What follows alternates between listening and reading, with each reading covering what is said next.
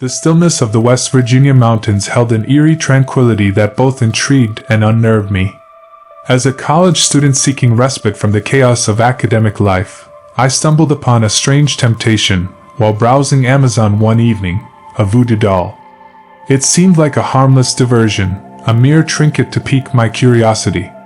Ignoring the warnings that whispered in the recesses of my mind, I succumbed to temptation and placed the order. Days later, the package arrived, a plain brown box, innocuous in appearance yet laden with an unseen weight. With trembling hands I opened it, revealing the voodoo doll within. Its presence was unsettling, a small figure meticulously crafted from burlap, its stitched features twisted into an unnerving grin. Its button eyes seemed to follow my every move, casting an uncanny gaze that sent a shiver down my spine.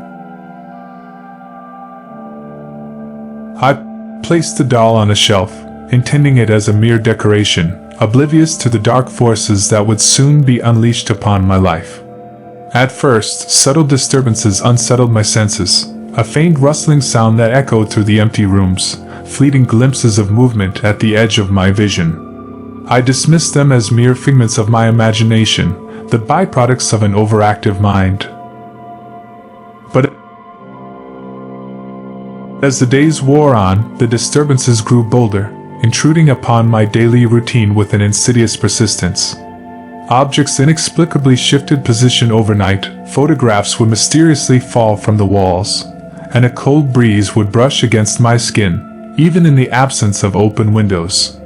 The doll itself seemed to change positions when I wasn't looking, its twisted grin morphing into an expression of malevolence.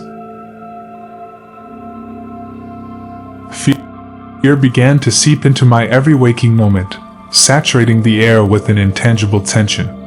The doll became the epicenter of my paranoia, its presence a constant reminder of the growing darkness that had invaded my life. Sleep became an elusive luxury as nightmares plagued my restless nights, visions of shadowy figures and whispered threats haunting my subconscious. Seeking answers and desperate for respite, I delved into the depths of voodoo lore, scouring the internet and dusty books for any shred of insight.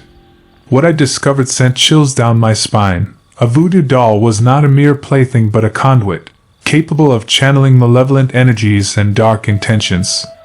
I had unknowingly invited a sinister force into my world, one that reveled in my growing torment. Attempts to rid myself of the doll proved futile. No matter how far I threw it or how thoroughly I concealed it, it would always return, resting mockingly upon my bedside table or materializing in the depths of my closet. It seemed to possess a will of its own, defying all attempts to sever our connection. As the presence intensified, so did its influence over my life. My health began to deteriorate inexplicably, a perpetual fatigue settling into my bones. Strange markings appeared on my body, mirroring the locations where the doll's pins were embedded. Paranoia gripped me, as if unseen eyes watched my every move, and whispers echoed through the empty corridors of my mind.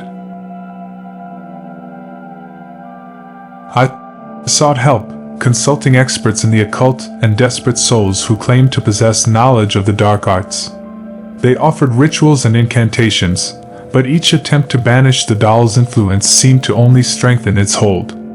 It had become a malevolent puppeteer, pulling the threads of my life with sadistic delight. In my darkest hour, consumed by despair and terror, I resolved to confront the doll head-on. With trembling hands I held it before me, summoning every ounce of courage I possessed. In the depths of my soul, a battle raged, a battle against the darkness that had ensnared me.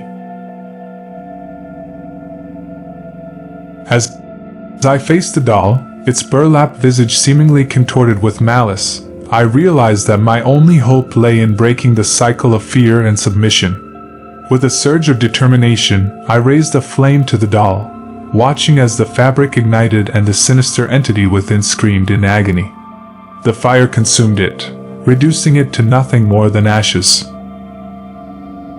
But the relief I expected did not come. The aftermath left a void, an eerie silence that echoed through the empty rooms of my life. Shadows seemed to linger, whispers echoed in the stillness, and I wondered if the malevolence had truly been eradicated or if its remnants would forever haunt my existence. Now, as I gaze upon the remnants of the burned doll, I can't help but wonder if the darkness within me has been extinguished, or if it has merely retreated, biding its time until the day it can return to claim its victory. The threads of malevolence still linger, woven into the very fabric of my being, and I fear that the horrors I faced may not truly be over.